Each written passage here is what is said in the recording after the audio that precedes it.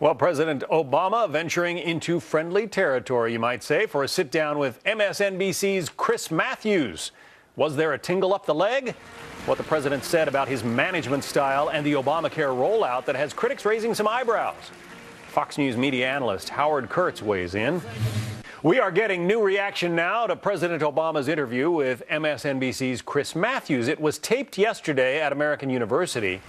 They discussed a wide range of issues, including the president's management style and whether that had anything to do with the Obamacare website problems. Listen. When Secretary Sebelius appeared in that hearing and she was asked by Marsha Blackburn, who's in charge, it took a while for her to answer.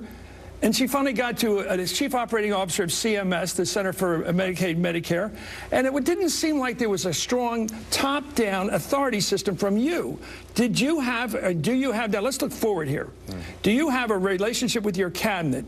Did you have a system of cracking the whip, that they follow through, they execute as you envision they should? Generally speaking, my theory has been, number one, that yes, I've got a strong chief of staff, but I'm holding every cabinet member accountable, and I want to have strong interactions with them directly. Number two is I have an open door policy where I want people to be bringing me bad news on time so that we can fix things. Let's bring in now Fox News media analyst Howard Kurtz. Chris Matthews calls his show Hardball. You say this is not a hardball interview.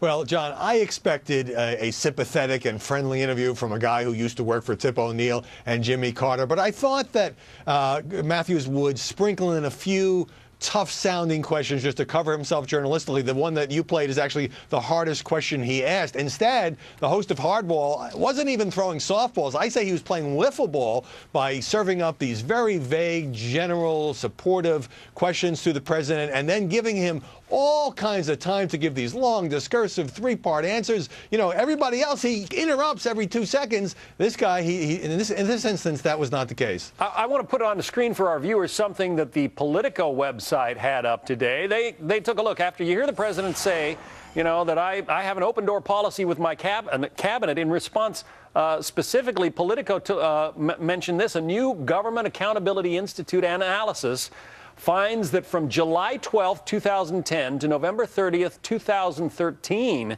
the president's public schedule records 0 one-on-one meetings between President Obama and Health and Human Services Secretary Kathleen Sebelius. Equally shocking, over the same period, the president's calendar lists 277 private meetings with his other cabinet secretaries, excluding full cabinet meetings. So apparently he's not even meeting with the woman who is in charge of overseeing what he himself has called his legacy program. But pressing the president on that kind of answer, even if he didn't have those particular facts and figures at his fingertips, would have required follow-ups. And Chris Matthews basically didn't ask follow-ups in this interview. He just kind of served it up and let the president run with the ball. To me, the low point was when Matthews played a clip of JFK and then asked the president, how do we get back to having the confidence, I guess, of the 1960s that we can solve our man-made problems? He seemed to just be you wouldn't get the impression from this interview, which went on for about 45 minutes, that the president was having a very tough year, was down in the polls, that the Obamacare rollout was a disaster. There was none of that. He also talks about what a compromiser he is, the president, and he used this example to set it up. Let me play that for you now.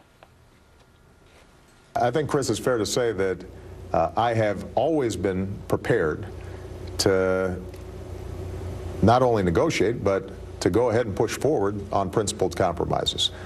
In fact, sometimes on your station, MSNBC, I've been blasted for being too willing to compromise. So the problem is not, generally speaking, on the Democratic side. That's as if to say, if you get criticized by MSNBC as a compromiser, you must really be bending over backwards to do so.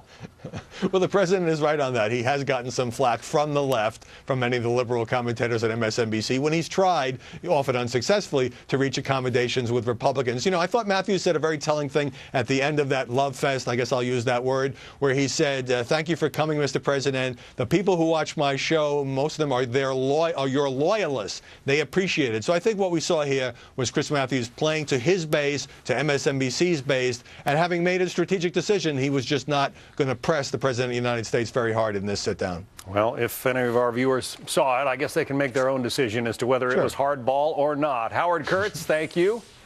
Thank you. Be sure to catch Howard this weekend hosting Media Buzz. He will cover the coverage of the week's top stories Sunday, 11 a.m. Eastern, and again at 5 p.m. Eastern. Howard, thank you.